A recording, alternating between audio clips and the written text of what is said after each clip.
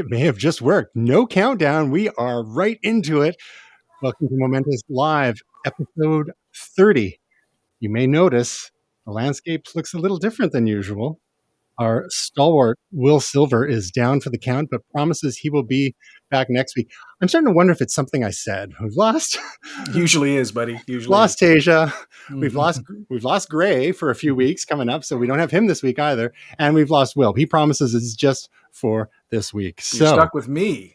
They're missing the big 3-0. So we're episode 30. So welcome back to one side of me for his Xth number of time. It's not quite 10, but I think it's 8 or 9. Sure. He insists we don't count anymore. It is exactly. Jamie Reynolds. Nice to see you. And below us, we haven't seen him since June. Welcome. Thanks for having me back. And what's your name? Oh, Jerome Matthew. So the audio people know who you are? All right. Yeah. Because someday soon there will be an audio podcast version of this. Only my second time I rusty. No worries. It's all good. So great to have you guys. Longtime friends, longtime fellow tech geeks. We've got all sorts of great stuff to talk about this week. Some fun, interesting technical issues. I just realized for weeks and weeks when we were troubleshooting before the show, and Jerome, as an audio engineer, you might find this amusing. I had the I think one of the reasons for some of the strange audio issues that I was having is that the external mics on my Zoom recorder I was using as an interface, those were actually on as well as the XLR input. I just never really, it's like, oh, what are those red lights on for? L and R. I just assumed that was left and right channel. No, that's left and right external mic. Oh yeah, I thought usually those would be off and use an external mic, but I guess you can also turn them on, right? Yeah, if you knew what you were doing, you would turn them off. But well, it's still a new piece of technology, you know. You have to only over 30 episodes. I guess I didn't have it at the very beginning. It's probably been a good 25 episodes so far. But well, you're welcome. I was the one who helped solve that. Computers are nice hard. Job, Jamie. Thanks, JR. Yeah. And of course, you may have noticed we didn't have a countdown today. So that's another case for us to solve. The case of the mysterious missing bumper graphics. We've got our clip, our infamous. But the countdown's gone. So actually, we were talking about making our own custom countdown. So stay tuned for that. Maybe we'll be forced to now. So let us get into our stories this week. First, with a little follow-up. Instagram puts kids' version on ice after the opposite of before, after critical backlash. So one story that we talked about last week, and Jamie, you were here for that, was an internal Facebook report that had gotten leaked, and about the known harms that Instagram was having on young people, especially teenage girls. And this is something that's kind of been an open secret for a while. There's been a number of other studies done about the damage that certain social networks can have on one's self-image, self-esteem, etc., as you're comparing yourself to others' perfect lives out there. And one of the other issues that kind of got caught up in that we had talked about a couple of months ago was Instagram was working on a kids version. So once this memo got leaked about the known issues of Instagram's effects on young people, there was so much uproar, and people were calling for Instagram to maybe rethink the whole Instagram for Kids strategy there. So, Jamie, since you were part of that conversation last week, and we're not going to rehash the whole thing, sure. Do you think this is the right call on Instagram's part, or should they? 100%. Okay. Well, I'm trying to understand the business model here. I'm assuming it's simply to advertise to kids, and kids don't need to be advertised to at all. There's huge problems with that. I remember when I was a kid, I think they have ads about being aware of the advertising that's going on. There's just so much stuff already advertised to kids that I think it's just adding to the problem. It's a market. It's just a market that they hadn't really tapped. And so they were just trying to, let's see if we can float this particular lead balloon. And it just, went crashing to the ground and deflated and went away Terminator style, and it was gone. Before it could even really take off, it seems. So. Yeah, they never even got a chance to launch it. Now, what the Instagram rep had mentioned, he's actually the CEO, Adam Mosseri. He said the Instagram for Kids, well, which was actually never its official name.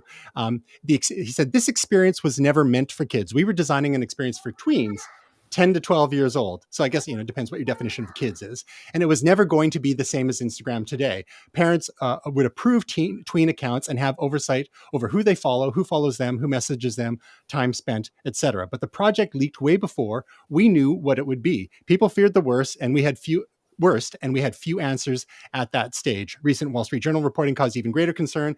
It's clear we need to take more time on this. Yeah, understatement of the decade there. Spin. Yeah. Now, to be fair here, the problem is like YouTube, they have an app, YouTube for Kids, and that it's tends to be geared toward even younger children. And the question is, what is the actual use rate there versus people just letting their kids use the main YouTube app on, say, their tablet or smartphone?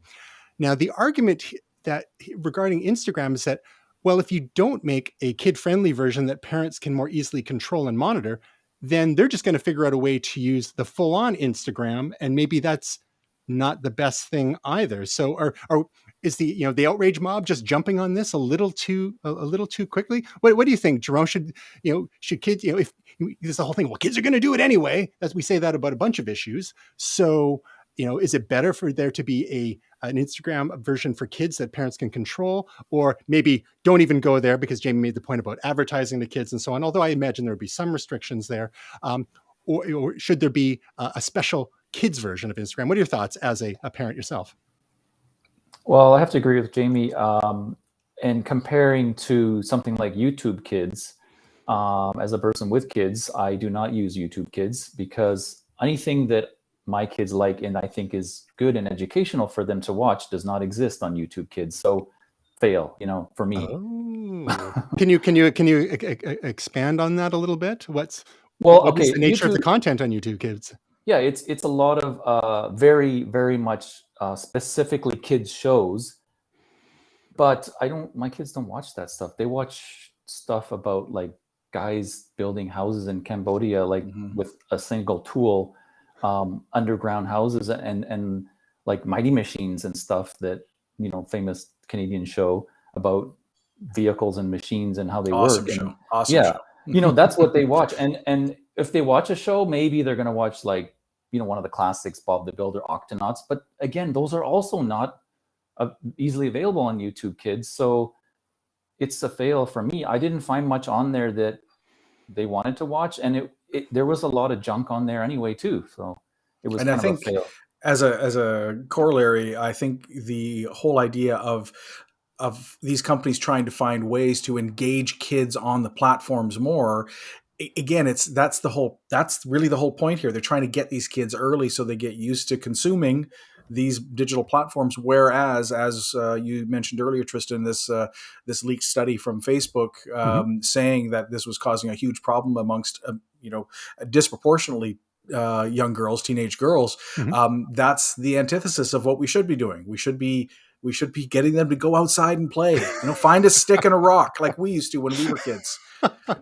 Yeah, well, we're not the typical consumer here or audience, but YouTube Kids is very much like, yes, trying to get kids into certain shows at a young age that they want kids to watch, and that's great if you want to sit your kid in front of the boob tube and just have them occupied for a long time, but not so healthy, I think. I mean, yeah, on a societal level, it just seems that it's just the general wrong direction.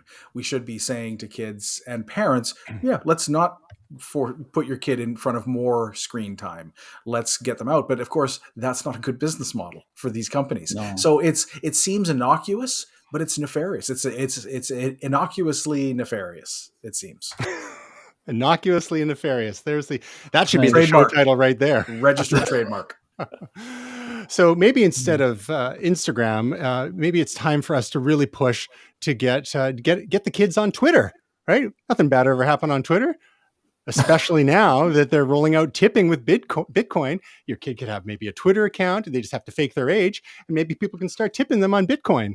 As we know, Jack Dorsey is a longtime Bitcoin advocate, and he hopes to integrate Bitcoin and blockchain technologies into Twitter as much as possible, as we've discussed on previous programs. As the CEO of Square as well, the Cash App is one of the most popular ways for people to acquire cryptocurrencies in the US. And now it's the integration of Twitter is, I believe it's the US only at the moment, but it's going to be coming slowly but surely. And Twitter's not facilitating this themselves. What they're doing is providing the hooks for third parties to be able to provide their tipping services in there, and their connect your crypto wallets and all that sort of stuff. Now, Jerome, as someone who's been on Twitter for a long time and been crypto curious and crypto active for a few years as well. What do you think about this opportunity, these sorts of opportunities that Twitter is providing to creators, influencers, and whatnot to be able to monetize their audience in a slightly different way?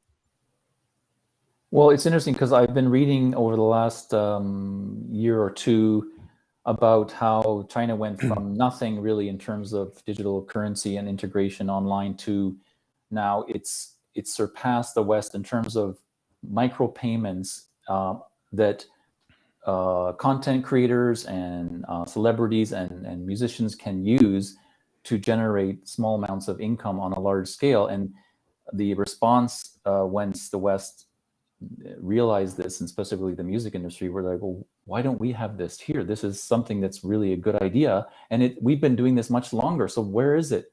Where's the micropayments? Where's the opportunity to support content creators in that way easily? And it doesn't really exist. So it's a big problem, but maybe this is a step in the right direction to help that happen, where people can donate very small amounts in a currency that they prefer, or that is very up and coming and becoming popular, to help that situation. I don't know, maybe it can help this problem, but it seems like it might be a good idea that others can follow on other platforms that can help solve this gap that exists, which is, how do you support creators without large amounts of money and expensive transactions that are typically the case if you use traditional funding. They're not cheap. There's no cheap method for micropayments. So for the most part, I mean, I may be ignorant, Tristan, you can correct me if I'm wrong, but I don't think that's been something that has been introduced yet in the West. Well, the interesting thing is that a little known fact is that when the World Wide Web was being created in the early 90s, there was a provision in the original W3C spec for payments, and it never was implemented. So it's kind of like those other sort of web technologies of the past that never really went anywhere, like VRML, for example, which was like a virtual reality markup language, which wasn't part of the original spec, but came on in the mid to late 90s as well. But the payments, the payment rails, or like in the original web spec, just never got implemented and were deprecated, and they're so old, and the whole idea, the structure of it was so creaky. And part of the problem, as you allude to there, Jerome, is the fact that if you're doing micropayments, there's not a lot of efficient and cost-effective ways to enable those, because for decades everything has had to go through the banks and the credit card systems, and they take their percentage, or sometimes it's a minimum fee. And when Apple launched iTunes, 20 plus years ago, the way they got around that and were able to charge 99 cents a song is they did massive batch processing of these micropayments, and all at once. So whether they would do it once a day or once a week or what have you, they were able to get some economies of scale happening there, rather than actually completing those sales on the back end, one at a time at 99 cents, which is totally not efficient. And you may have experienced this when you go to like a corner store or something, and they'll often say they have a minimum charge for using Interac, which here in Canada is our debit card system. And some even have minimum charges for credit cards as well. So there's all those sorts of issues which can be addressed by crypto, because in theory, depending on which crypto network you're using, what blockchain you're on, the fees can be minimal. Of course, some of the big platforms right now, like Bitcoin and Ethereum, are suffering from huge fees at the moment. The mining fees for Bitcoin and gas fees for Ether that makes it not really cost effective either. So then you end up with layer 2 solutions like the Lightning Network, which is growing slowly but surely over the last couple of years, which is a second layer solution on Bitcoin. And then, Ethereum, there are people working on solutions for that. And there's Ethereum alternatives as well, such as Solana. So what Twitter announced last Thursday was that users around the globe, apparently so international, will be able to post their Bitcoin wallet directly into their profile, while a more limited subset will be able to more directly integrate a Bitcoin payment app.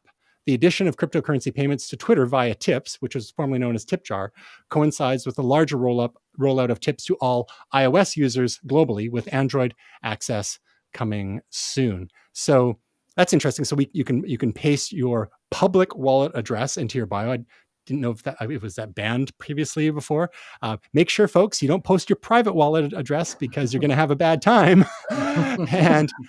But now there can be privacy concerns, though, because one of the things about blockchain technologies, like including Bitcoin, is that it's all transparent. All these things are on the blockchain, unless you're using like a privacy coin, like Zcash. So if you're including a copy of your public Bitcoin address on your profile, and this is the same address you use to receive funds from other places, other people could go and have a look. Oh, all the funds you're receiving to that address. And I wonder who in the government might be interested in that sort of thing.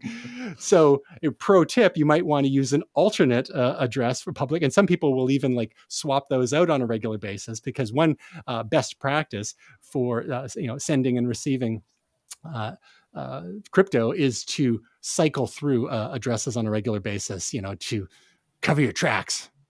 Right? It's not too hard to do. I mean, it's not like opening a bank account or anything. Yeah. So now another aspect that this is addressing is that, unlike some other platforms, especially YouTube, and to a certain extent recently TikTok, how have you been able to monetize your Twitter audience up till now? Now, Twitter has been on a bit of a tear in the last few months, adding features like subscription features, super follows. Super follows aren't really getting much uptick at the moment, but you could be a YouTube creator and making AdSense money from YouTube/Google's advertising system there. Facebook, it's still kind of hard to monetize. Like TikTok, if you are part of their partner program and your stuff goes viral, you can actually make some money. There's one fellow, a marketing consultant on Vancouver Island, who did a bit of different style of TikTok content a few months ago, and it was like digital marketing tips, and it went viral, and he made like $4,000 off of it. So luckily he was set up properly as a digital marketer, so he had the monetization option available to him in there. So you pity the fool that doesn't have that, and their video goes viral and they're not making any money off of it. That would be unfortunate. But Twitter, it's been around since 2006, 2007 maybe, and no way to really make money unless you're just pimping merch or building your audience and monetizing them, and otherwise driving them to your website. And this is a challenge for certain social platforms. So, Jamie, now that you are fully immersed in the crypto world, are you going to start tipping? So deep. You're going to start tipping all those people you follow on Twitter? No, not at all. Again, especially, well, I don't know the mechanism yet, and I also don't engage with Twitter very much, if at all. I post the odd thing here and there. Twitter's a bit of a toxic hell stew. I was thinking more of a cesspool. It was kind of more how I was looking at it. Potato. But it's the content that I think that gets generated off of Twitter. I don't know how tippable that is. There's a lot of people just giving hot takes on the current woke controversy of the day or something like that. And hey, maybe it's a thing. I'm a bit surprised that they didn't try and create their own digital currency. Instead, they're trying to piggyback on top of the Bitcoin, which makes sense. It's an established currency, but it seems like it's almost like a bit of a kludge. They're trying to sort of paste this on there, whereas they could have some sort of a currency system in place that you could upload money into, and then use the money that you've bought from Twitter, and then use that to divvy stuff out that way. It seems like they're just using it as a bit of a marketing ploy more than anything else. Oh, look, you can use Bitcoin to do whatever, but I don't see efficiency of it. But again, I don't, because I'm not that deep into the crypto market at this point. Maybe it's going to make total sense for a lot of people. It's just not going to be something I'm going to be super excited about. Yeah, so this is maybe just part of putting the pieces in place to make Twitter a more attractive platform, and it doesn't tend to be the type of content platform like a YouTube or a TikTok, or even Instagram to a certain extent, where people are putting out content and people are consuming it, and there's engaging with it in that way. A lot of Twitter seems to be the conversation, like you said, the hot takes, retweeting and resharing other people's stuff, but by including a Bitcoin address on one's profile, especially those with larger followings, I suppose, it does provide an easy way for people to be able to, that are plugged into the crypto world, to be able to throw a few Satoshis at them, as opposed to going through PayPal or one of those kinds. Sometimes people just want to, to share with those, like monetarily, with those whose work they've appreciated over the years. And it could even be a band. It could be like a visual artist or what have you, but there's no absolutely easy way. And maybe because there's a lot of people there who have made a lot of money off of crypto over the last number of years, and they would rather give them a little bit of crypto than actual cash. But don't most people right now use things like Patreon hit me up on PayPal, whatever it is, already, and again, back to your earlier point, I guess, and I wasn't sure about this, was it against the terms of service to put a Bitcoin payment in your bio to begin with? I'm not sure of that, but given that it was they're saying that now it's something you can do.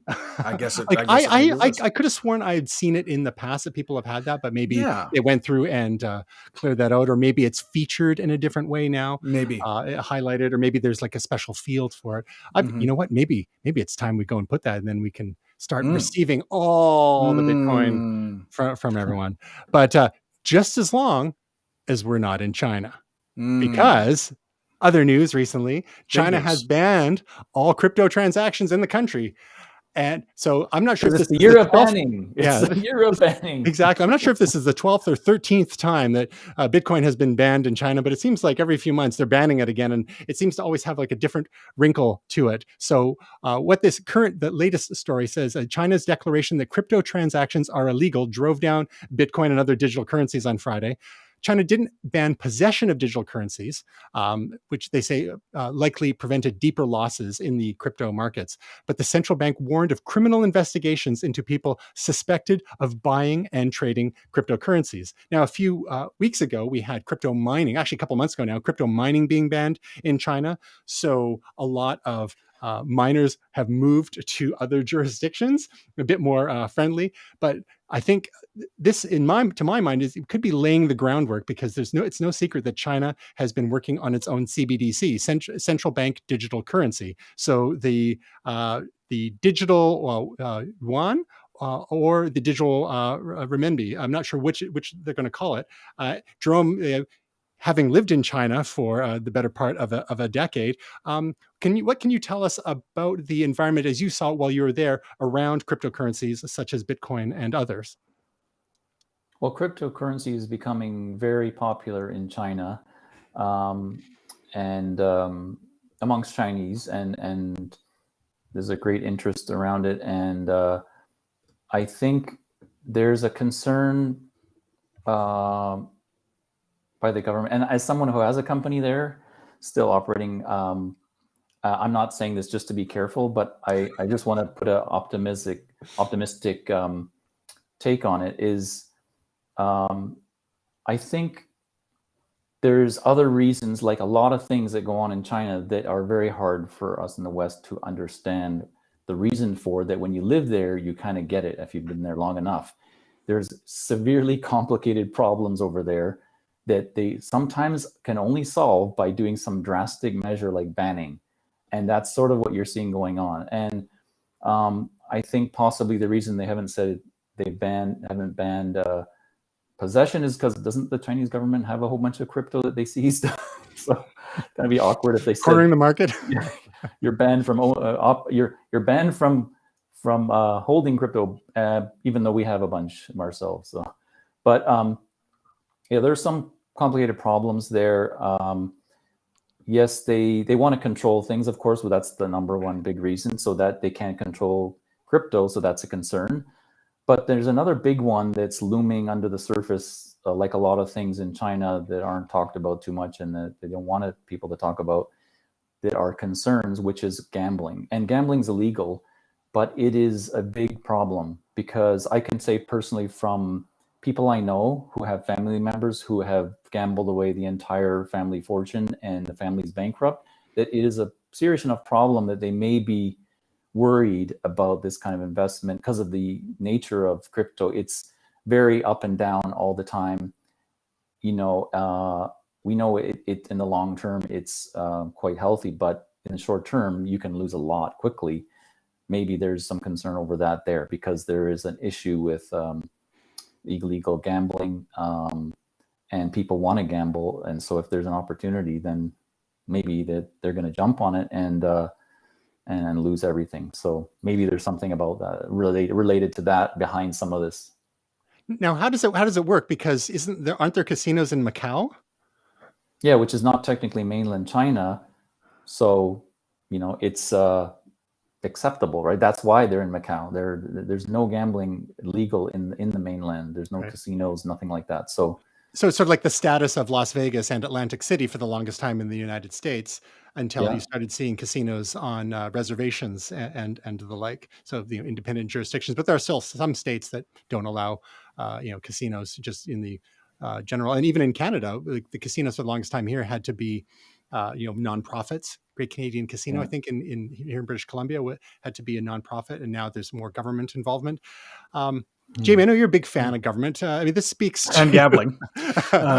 This speaks to the kind of a larger issue, which is, if China is going to be rolling out its own digital currency, which it has control over, and as Jerome alluded to, I mean, the main thing there is control. They've got a lot of people, and there's a lot in it for the party to keep things under wraps. A large, diverse population of a large and growing economy, and stability seems to be the order of the day. So, because if they control the currency, then they can have transparency, a visibility into transactions. So there's the monitoring aspect, and there's quite the surveillance state that has evolved there, especially thanks to advancements in technology over the last couple of decades. Then monitoring things like gambling, tax evasion, and so on. Whereas other cryptocurrencies, they can't control. Now, the other side of this is when a government controls a digital currency, it can control your access to those funds as well, and could turn off your access to said funds with the flip of a switch. As a general trend, how do you feel about about governments, many governments, including the United States? And Canada has been pretty quiet about their ambitions, but lots of governments are exploring CBDCs, central bank digital currencies. How do you feel about that, with China maybe being an extreme example?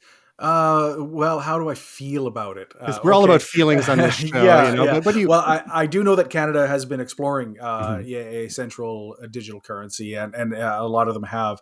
Again, I think the logic behind the China trying to take control of it or ban other cryptocurrencies and take control of the cryptocurrency market is a control issue. I think, Jerome, your take on the trying to protect the people from gambling that seems a little maybe generous, I think, for the real reasons behind this. Again, I don't know. You lived there for 10 years. I don't know. But to me, it seems like the authoritarian nature of the Chinese government is really just about controlling the situation. For the record, that we all love here on Momentous. And in case you're watching.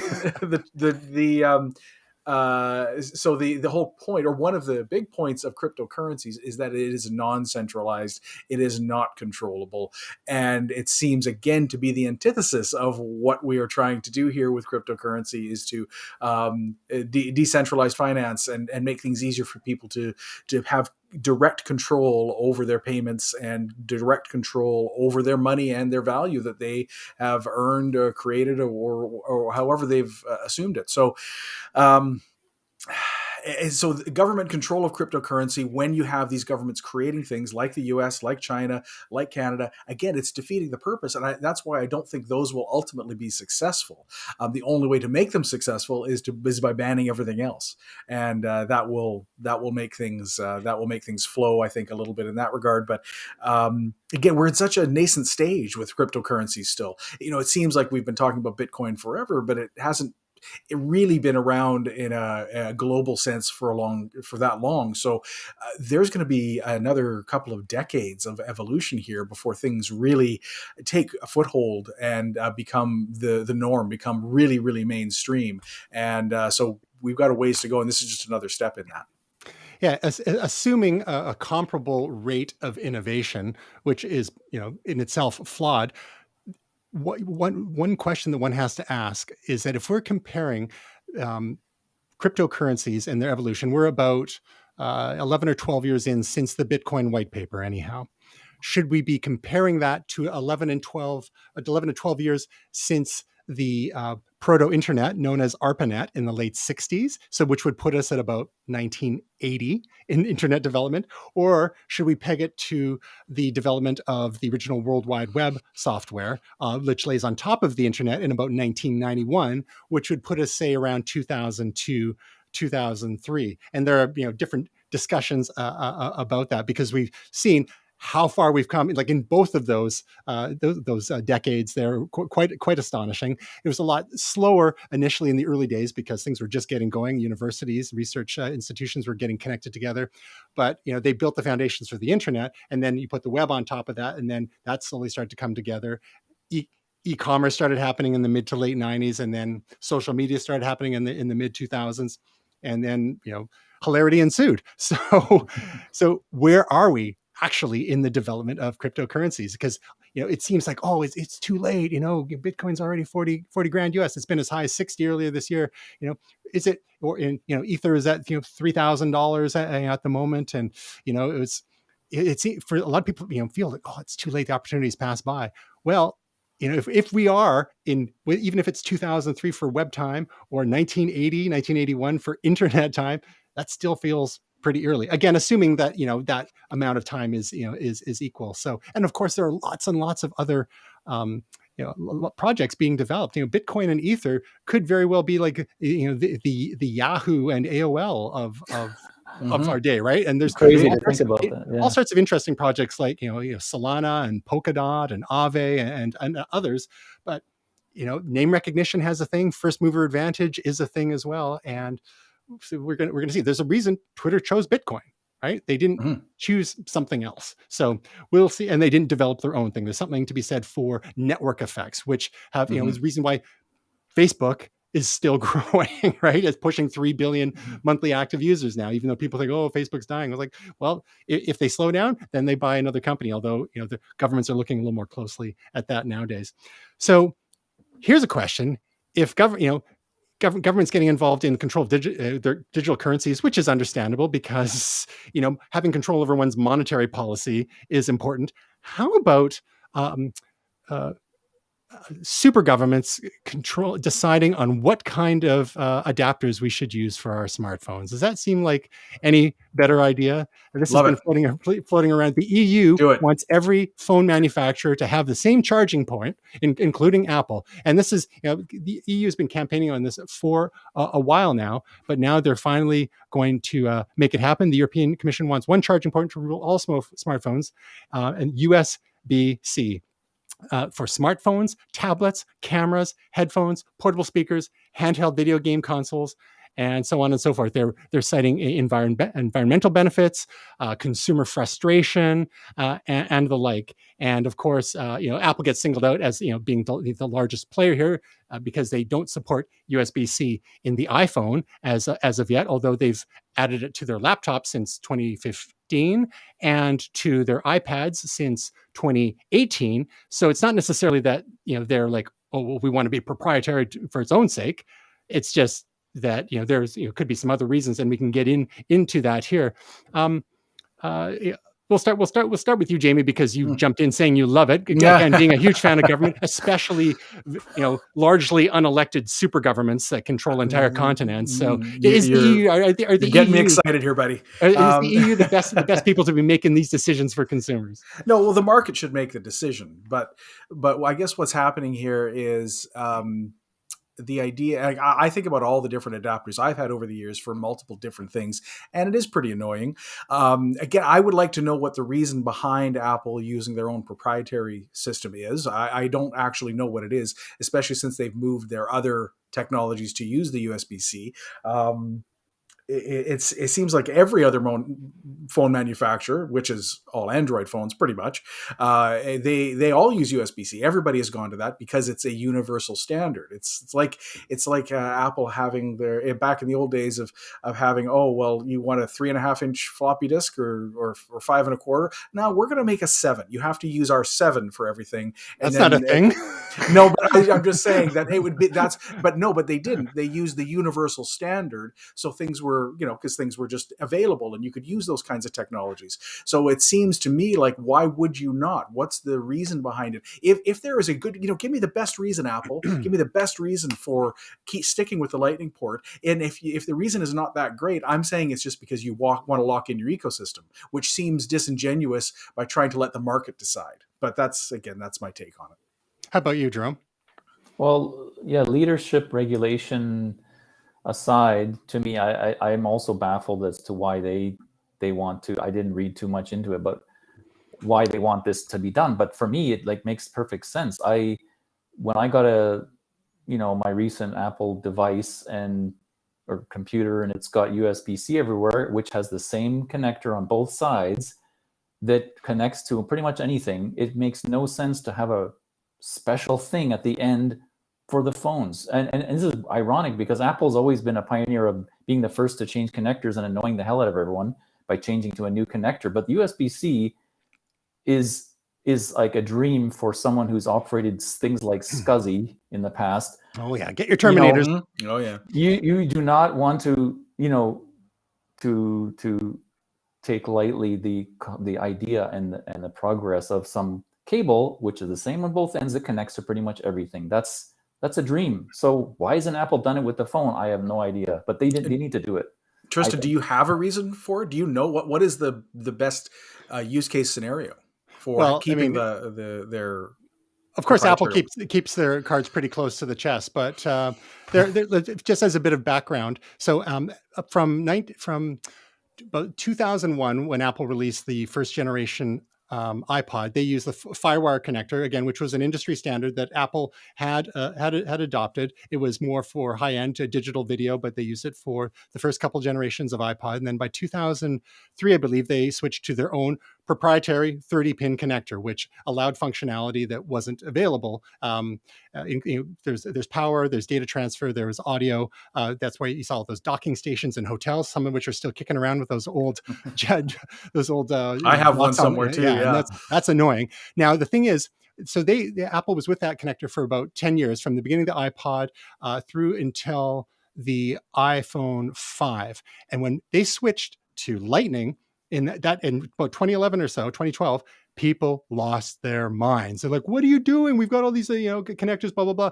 Now, the thing is, the power adapters, the cubes, they still had USB-A on them. So you just had to use a different cable to plug in. That's the thing, is that what's changed over time is we've gone from USB-A power bricks to USB-C power bricks, which Apple actually now includes. So they've got USB-C on that end of the newer power adapters. But they don't even include the power adapters with the phones anymore. They did it for one generation and then stopped after that. And then everyone else kind of followed suit. And then there's the financial and the ostensible environmental reasons for doing so.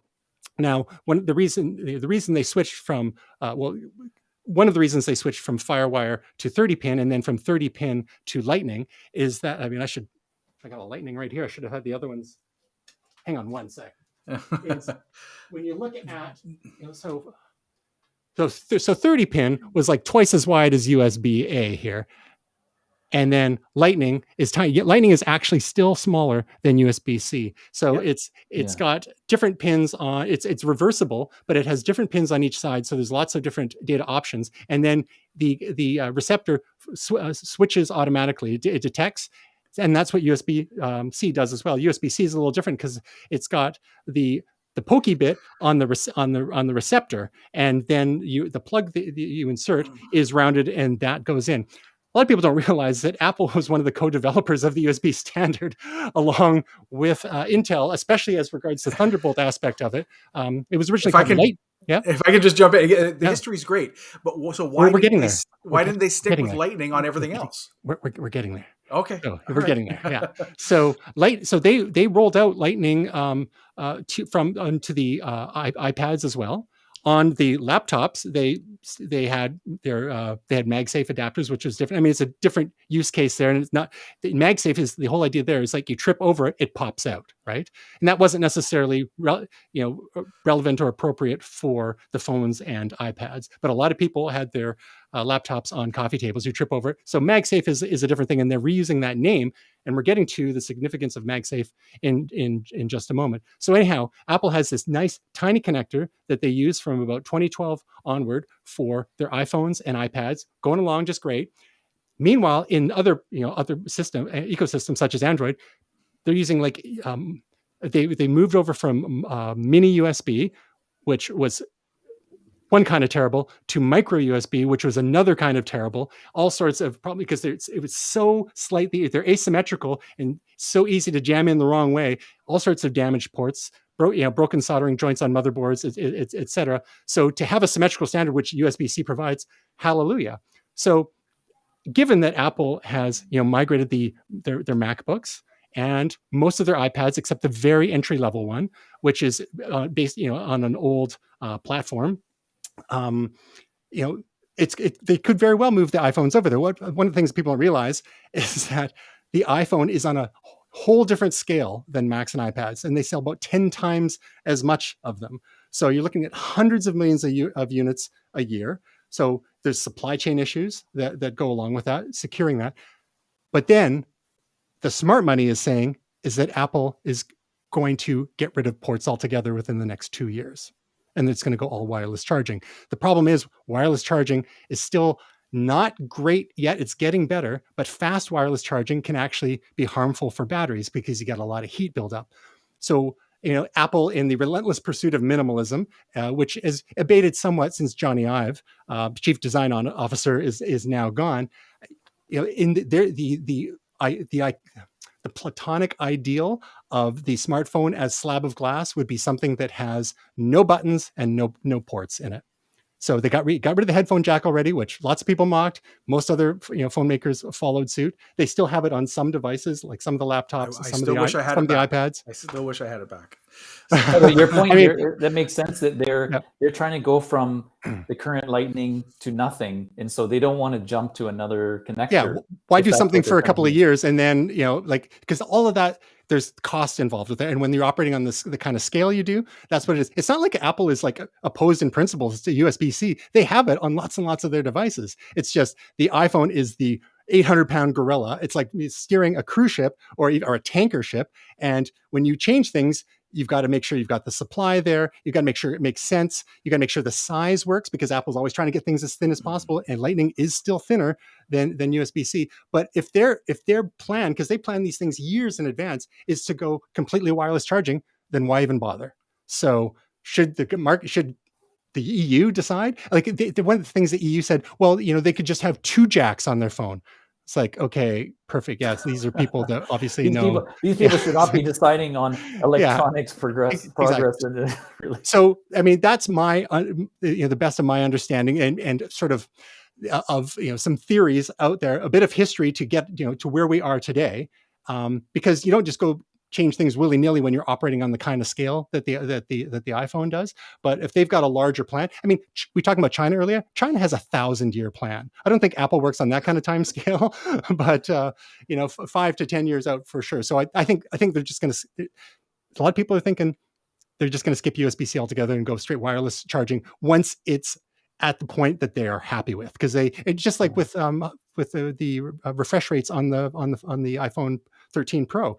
A lot of people say, why don't they do 90 hertz or 120 hertz on their phones? A lot of pro users have been asking that for years, and Apple just didn't say anything. They put it on the iPad Pro, but they didn't just make it 90 or 120 hertz. They made it adaptive refresh rates. And so now they finally rolled that out to the iPhone 13 Pro and Pro Max. And what you're seeing is huge gains in battery life when you're doing things like watching video, because video doesn't need to play at 120 hertz. It needs to play at 30. Right. So you have something that, so it's you're seeing gains in battery life because the previous phones were always refreshing at 60 hertz. So now you're seeing, gains here. But if they had just gone 100 or 90 across the board, you would have seen less battery life. So it's not just about throwing a feature in to check a box. It's putting a feature in and doing it right. Mm-hmm. And maybe so I guess that's the Apple way, to my understanding. Yeah. They might have thought wireless charging 2020, we're going to roll it out, and then it wasn't ready. Yeah. So I guess the that I look at is that is what the EU was saying is that, look, you just need to use a universal standard. You don't have to use USB-C. You don't have to use whatever. You just have to use a universal standard for charging stuff, just like we have universal plugs in walls. You can't just use random whatever you want. Everybody has to have universal standards. So again, if it's wireless charging, great. That sounds like if they can figure out the technology hurdles. Apple adopted Qi charging for their phone since the iPhone 10, like 4 years ago. So it's not like they're opposed to universal standard. No, absolutely. And they adopt proprietary. Most companies adopt proprietary things. The cynical take is for lock-in, but a lot of times it's for technical superiority because the current option doesn't cut it for the things that they want to do at the time. And a lot of it had to do with use of accessories and so on when they went with the 30 pin and then eventually to Lightning. So EU isn't saying, use the standard. EU is saying use USB-C. Now, does that make sense? What if it was like 5 years ago and they decided, you should use USB 3?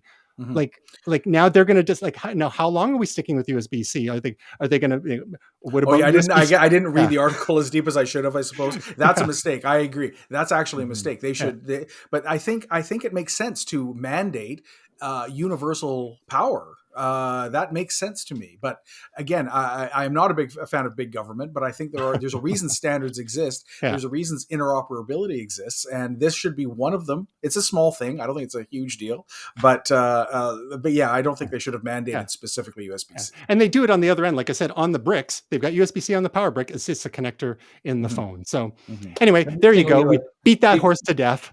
Yeah, I was going to say. It's only this year that big companies like car companies and even the companies you buy your electrical power outlets are supporting USB-C. It's only been this year.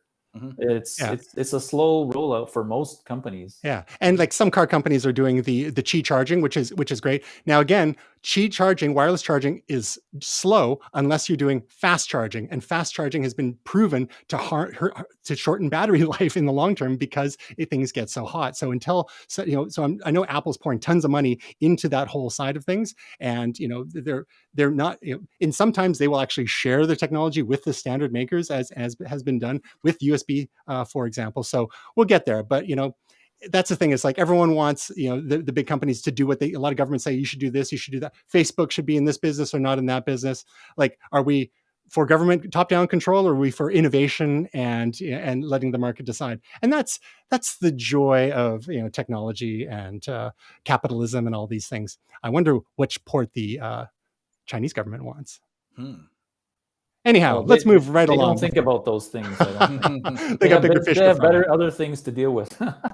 All right. Thank God. So we had a couple of events this week that we will talk about here. We had Microsoft. We had their Surface event, and Amazon had their fall event. So at the Microsoft Surface event, they showed the Surface Pro 8. So Surface Pro they just keep iterating, which is great. It's hard to believe they're on version 8 already. Thinner bezels, larger 13-inch touchscreen, 2 Thunderbolt 4 ports. So that's USB-C format. Good old Apple technology in there in Thunderbolt standard. So no more USB-A ports on there. And you're seeing that on a lot of laptops and Ultrabooks for the last couple of years. And supports the new Surface Slim Pen 2. We've got the Surface Laptop Studio, the Surface Duo 2. Oh yeah, so Laptop Studio. So there was the Surface Studio, which was the big all-in-one, and now it's Surface Laptop Studio, which is a bit of a, it's pretty cool looking, but we can get into cool, the details there. Surface Duo 2, so that's their not a phone, but actually a phone. They didn't want to call it a phone last time around. Surface Slim pen with built-in haptics, so there's a little vibration. You can have fun with that. Surface Go 3, that is the ultra thin and light one. It's got Intel processors instead of ARM processors in there. A Surface Adaptive Kit for accessibility features, and a new eco-friendly mouse with 20% recycled ocean plastic that no one cares about. Nobody cares about that. Silly. That's silly. That's marketing. That's all that is. Yeah, marketing angle. So there's I mean, honestly, if I was to be picking up a Windows PC, it would either be a Dell or a ThinkPad, a Lenovo ThinkPad, or it would be a Surface, and they're all they're all in the premium price range for the ones I'd be looking at, because Surface, they just keep getting better and better every year. They experiment with different materials like Alcantara leather and the like, and they're innovating with form factors here. So Jamie, as a daily Windows user, you're not in the Surface world at the moment, but what are your thoughts on what we saw at the Microsoft event last week? Yeah, it was I tuned into a little bit of it, just like I sometimes tune into a few of those different events and see what's going on. I kind of liked that the Surface Studio laptop or laptop studio, I can't remember what it's called. It's getting a little convoluted with the names. They've really diversified, right? It's this guy here. This one here, this one there. That's a pretty neat way of putting things together. I look at it, it looks a little flimsy to me, but really I've had convertible laptops over the years, doing a lot of drawing, note taking, those kind of things. Both my kids, they had Surface Pro 4s or something like that. So they use those during their university careers. So again, it's all use case stuff. I think it's nice having the choice of these different options. Whether you're an Apple user, you can, you have if you want to stick with the Macs, there's a few choices there. And then with all these other different options, you get to decide, hey, this is my workflow.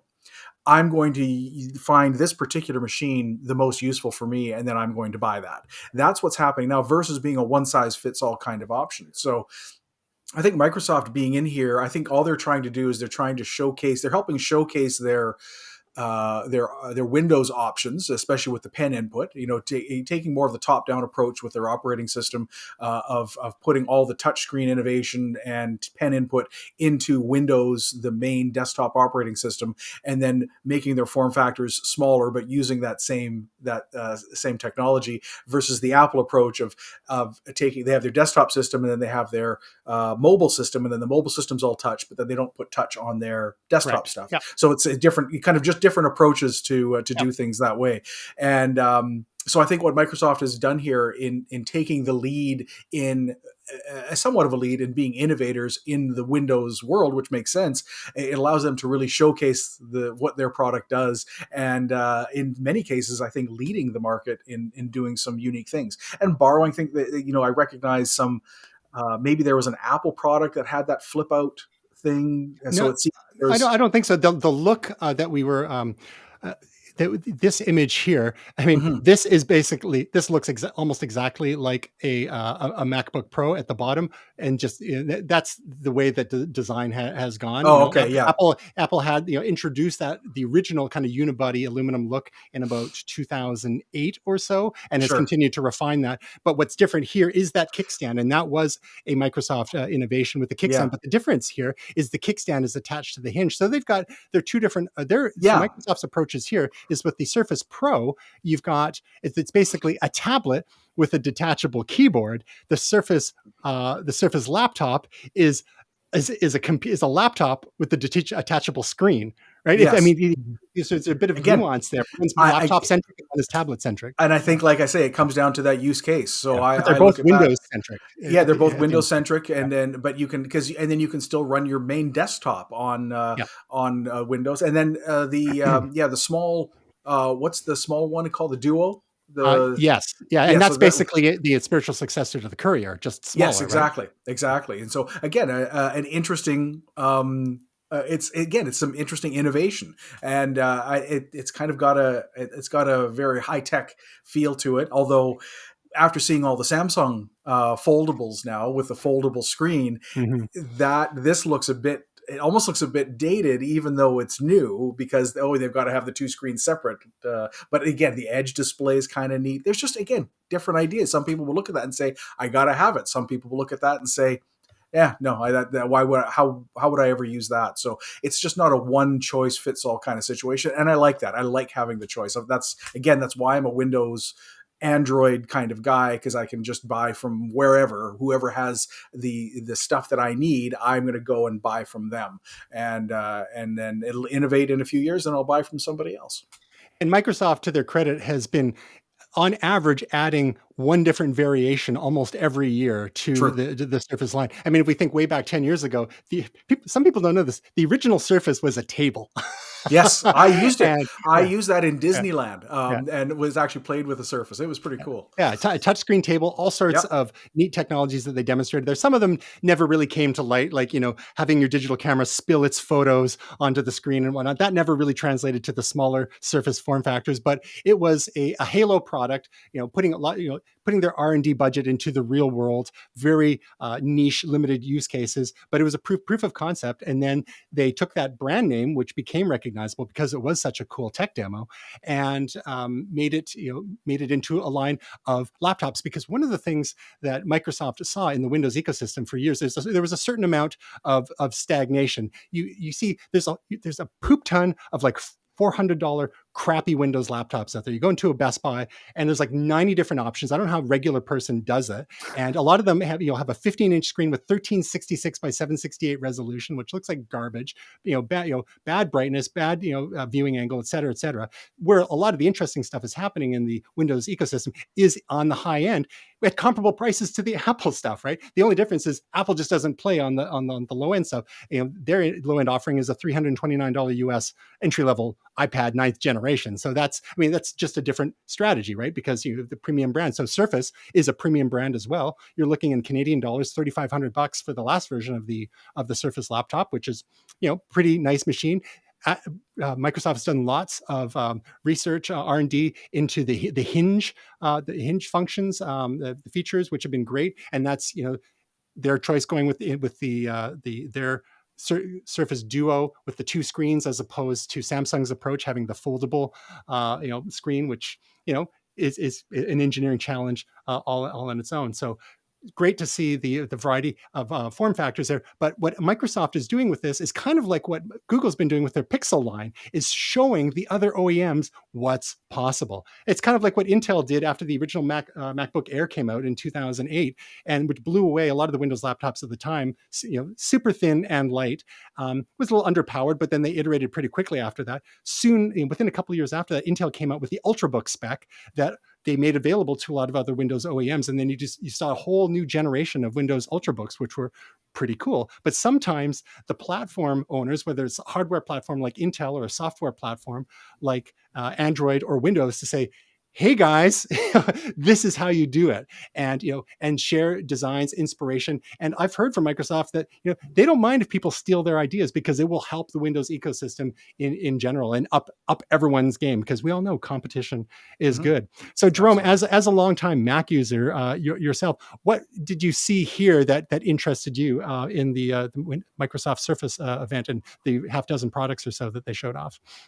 I'm just going to talk generally about the fact that it's nice to see some innovation and unique products in the Windows world, because as we know, Windows is their foundation has been in just copying a lot of innovators, and so it's good to see now that they're willing to take some risks and make something that you can say, oh, I haven't seen this before, and or this is providing a solution that Apple doesn't have, where you can use your desktop as a portable device, and that Apple has a weakness there, where they have iOS products and then they have the desktop, and there's not something really in between, and that's a limitation. Like the idea of using an iPad with a keyboard from a third party doesn't appeal to me at all, and it has too many limitations. So it's cool to see these things, and I think it's great that they're willing to do this now. I mean, it took them long enough, that's one thing I can say, but Well, yeah, and that's Yeah. the thing is a lot of people for the longest time, Microsoft wasn't a hardware company. They made No. ergonomic mice and keyboards.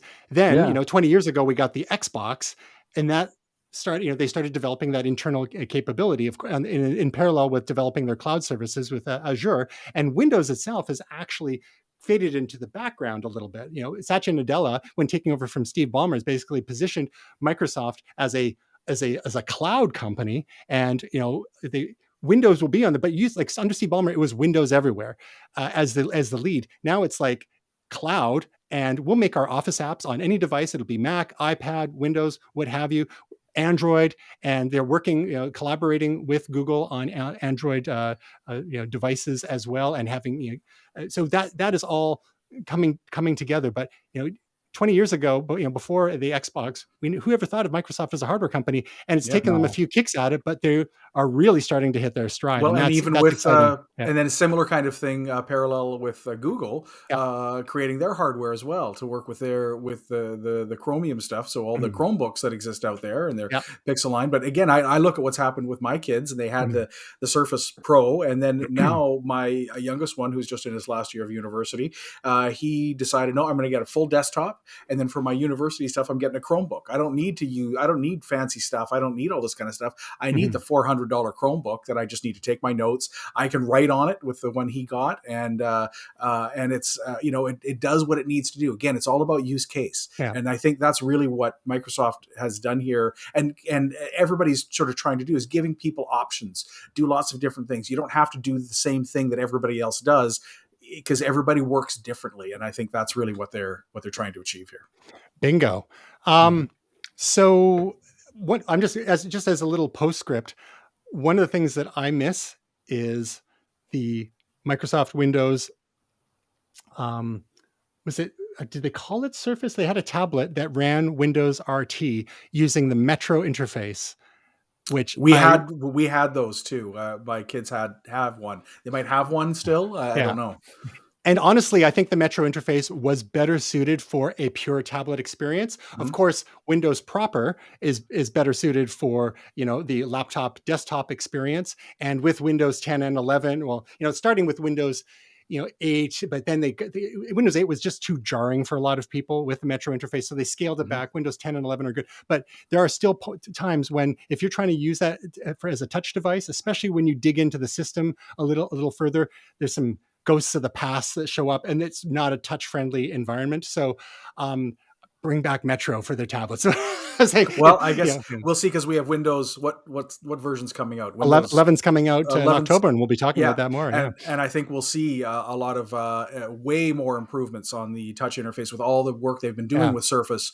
That you'll see that all those ghosts start getting eaten by the Microsoft Pac-Mans and drift off into the netherworld. Okay. Exactly. Cool. Yeah, it's about time. Touch is here to stay, big time. Yeah, and to be fair, like, most people don't use pens. Like, most people don't use styluses. So so the finger, it's a little fatter than the pen. So you've got to make those touch targets or reasonable size. So that it requires thinking through the interface very clearly. But iPhone proved to all of us that we can use our fat fingers on a small device, and it works eventually. Yeah, and like the Palm devices back in the 90s, you could, but there were some things that was just like the stylus really did come in handy. And then once we got into screens, exactly, and once we got to the different technology and the screens themselves, they became a lot more responsive as well. So another hardware event, this one just today, was Amazon. So they have their whole ecosystem of products that they have been building out. Again, we never thought of Amazon as a hardware company until the last few years with Amazon Echo, and they have been developing their thermostat. They've got a line of thermostats now.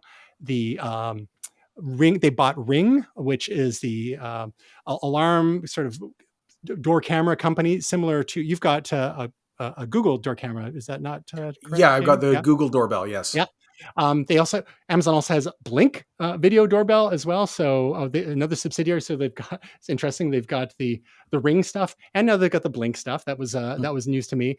Echo Show. So the Echo devices were the ones that had the Alexa Assistant built in, big hit, at least amongst the tech enthusiasts over the last few years, digital assistant speaker. But then they've got the visual versions, ones with a built-in screen. The Echo Show 15 is the big one in that department. You slap that on a wall. Again, I think some of these are kind of niche products, but now also Halo View, which looks suspiciously like a Fitbit. Another device called the Glow, which kind of looks like a Facebook, that Facebook portal. And then another cam, something called the Always Home Cam. But the one that got people's attention was this thing here, which is the Astro, which is basically like a cute little home robot, which has eyes just to watch you or creep you out. Not exactly sure what's going on there. $1,499 US or $999 for early access buyers. Camera on wheels can roam around, facilitate video calls, send intruder alerts, and whatnot. So a whole lot of stuff here. Anything jump out to you guys before we're not going to spend a lot of time on this because, there's going to be lots of marketing. There's going to be lots of Black Friday about this. The robot's getting a lot of attention here.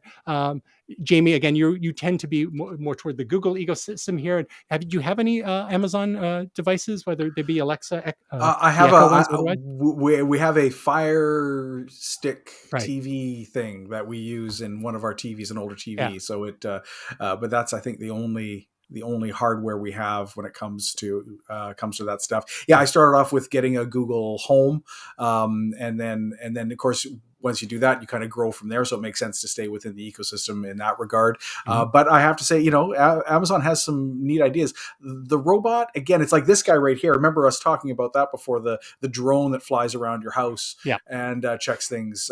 It's getting a little intrusive. I don't know if we need robots at this point, unless it can actually make me waffles in the morning. A lot of that stuff just doesn't appeal to me too much, but the doorbell, again, I got that. It was, it was a little pricey, and there's a monthly fee if you want to have all the options there. But again, I bought that for purpose. My wife works from home. I just like to make sure that she can see what's going on if she's at a different part of the house. So, but a lot of this other stuff it just seems more like marketing. Again, the robot just seems, hey, let's make a robot that can just go around the house and you can do video chats with it. Yeah. Again, pretty gimmicky to me, but look, James, he's just one of the gang. Everyone's hanging out in the kitchen and just sitting there. Yeah. But you know what? It's still incremental innovations. Yeah. I remember back in the days, and this is, it was still past my time a little bit, but the Jetsons, Rosie, the robot, is that what it was? Yep. And, we never thought that was actually going to be a thing.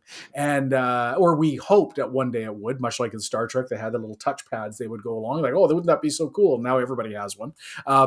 So it's just that next step in innovation, I suppose. It's a big step to get right there, but it just does seem like it's, hey, we can do it. Let's make a robot. That seems like the plan there. I was just talking to my wife last week about, home robots are coming, and the robotics technology is getting very impressive in terms of use in the industrial industries. And then I heard about this thing. I was like, ooh, it's already here. And then I was like, took a look, and I was like, wait a minute.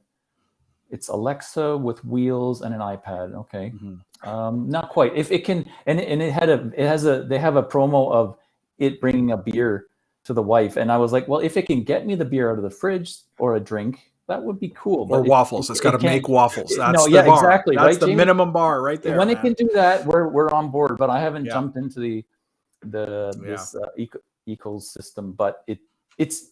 Does it seem to you guys at all like maybe Bezos is kind of creating a lot of stuff that would be useful in his space program? Yeah, maybe. Because that's what I'm seeing when all these products. I'm like, this is stuff that would be very useful on a colony somewhere. But again, to Jamie's point, where are the waffles? You've got to have waffles. Got to have waffles. Waffles. It's all about the waffles. Exactly. So Jerome's gotta get out of here pretty quick here. So let's wrap up. Quick reversal though. I forgot to ask you guys, Jamie, if you had to choose one of those Microsoft Surface devices, which one would it be? Real quick. Oh, the Studio, the Surface Studio thing, the one that folds the screen out. All right. So basically, it's a powerful the Surface laptop, whatever Surface laptop studio, the yes. one that too many words, but yes. Gotcha. How about you, Jerome? If someone put a gun to your head and said you got to choose one of these Surface devices, and by the way, they're not branding them Microsoft Surface anymore. It's just Surface. So that brand has gained enough power on its own now. So it's just Surface, and that's great because we're losing 3 syllables there. So Jerome, which Surface for you? I like that one too that Jamie mentioned, and something that functions like a desktop that's portable is really attractive to me. Yeah. So that's if it was Graham, he would just let the person shoot him in the head. No, he's waiting for a Surface gaming PC. That's the thing, right, exactly. Yeah. And not that anyone asked, but if it was me, it would probably be the Surface Duo. I like the idea of the clamshell. I mean, it's funny they never called it a phone the first time around. They are now, but I like the sturdy hinge. I don't mind the seam, the 2 screens, nice form factor, flexible. What was the operating system on that? What are they using on that? That's Android. Yeah, it's an Android operating system. Yeah, that's Android. So it's not as an Android phone, that would be kind of cool. Not something brand new, but it is a upgraded version of what we've seen out there. So yeah, and they had a version last year that apparently was trash. And the first couple goes from Samsung were challenging as well. They're working out a lot of kinks. I like the approach of not trying to make the screen bendable. Just go for a nice, Microsoft has shown proven their chops with their hinge technology from the other Surface device, including the original Surface laptop. So more of that, please. So let's skip ahead then. And Jerome, tell us about your latest project here. Oh, well, one recent I can talk about because it is now under wraps is the Paralympics project we did. What was interesting is in China, a lot of people were sharing the English version of the promo they did for the Paralympics with all the superstars in it, and so our client, was right on that and into doing a Chinese version. So we got a bunch of actors that were similar enough to, or just voice talent to the people in the video that could be convincing, and it turned out pretty good, like pretty similar to the English version for the China market as a promo and for the Tokyo Paralympics. Very cool. And then in the so that's a shot in your studio with your station there, and that mixing board. That's a people are used to seeing mixing boards with all sorts of real knobs and sliders. Can you just tell us really quickly what is that we're looking for? That giant screen at the bottom. Yeah, that's the Slate Raven 2 MTI 2. We had a traditional console, and I got tired of fixing the hardware. And I decided when that thing finally died for the 10th or 15th time, I was like, you know what? The time you actually spend moving faders when you're working on sound is a lot less than tweaking plugins and other things. And that console can become anything you want it. And you can have 10 fingers on the screen at the same time controlling any plugin or any software you want. So it just made a lot more sense. And in terms of solving the hardware problem, I went with German hardware that'll last 15, 20 years and no problems. And, no more tech headaches. Nice. Hardware headaches. Awesome. No one wants hardware headaches these days. And then it's connected to, I know that's you have a 27-inch iMac that it's connected to, and it's all talking via Thunderbolt, I assume? The Raven plugs in by HDMI, and it's to the iMac in the. Okay. It's an i9 iMac, and it's basically functions as a monitor, but it has touch controls. Okay, so the iMac is actually driving the video signal that you're seeing on the Raven screen. Yeah, and there's also a USB connector. So you have the video connector, and you have a USB for touch. Gotcha. And that way it can control things, and you can see high-res visuals on there. And it has its own console, but you can control, that's what you saw there. And then if you want to control anything else in terms of software, you can switch to whatever you want and control it. Very cool. So in momentous news, this past Friday, Will Silver, not with us today, but usually stalwart, he and I went to Victoria to the BC Boat Show, one of our favorite things to do in the momentous world, and we've started doing it again now that things have opened up a little bit, is go to trade shows and meet people and talk about stuff. It's fun to go places and do things, right? We all remember that. Congratulations for doing that again after 2 years. Yeah. So and BC Boat Show was one of the few remaining trade shows that was still on. thanks largely to the fact that it was outdoors. So they had dozens and dozens of sailboats and yachts and little boats. We spoke, the first video that we've got up here is just an intro video with the manager of the BC Boat Show there. And then over the next few weeks, we'll be releasing a handful of videos with some of the other interviews we did. We spoke with Transport Canada about some boating safety, and the Royal Marine Search and Rescue about some similar topics there and some volunteer opportunities. We spoke to a neat Victoria company called Liquid Metal, and they design aluminum boats. So it's more, these aren't sailboats or yachts. They're little aluminum mini cruisers and utility boats, work boats. Very cool company.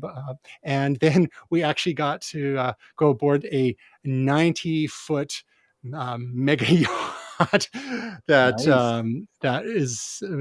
we'll talk more about it when the video goes live, and we'll talk about it on the show. But Jamie, you'd like this. It had 5 onboard bars. Wet bars. Oh yeah. Thumbs up from me. Jamie approved. So, and it's only $10.5 million US. So, we could get a matching set. What do you think? Well, just expense it to the Momentous account. For sure. Yes, yeah. Exactly. Probably lots of cool tech too on there. Yeah, very cool. So that video is forthcoming.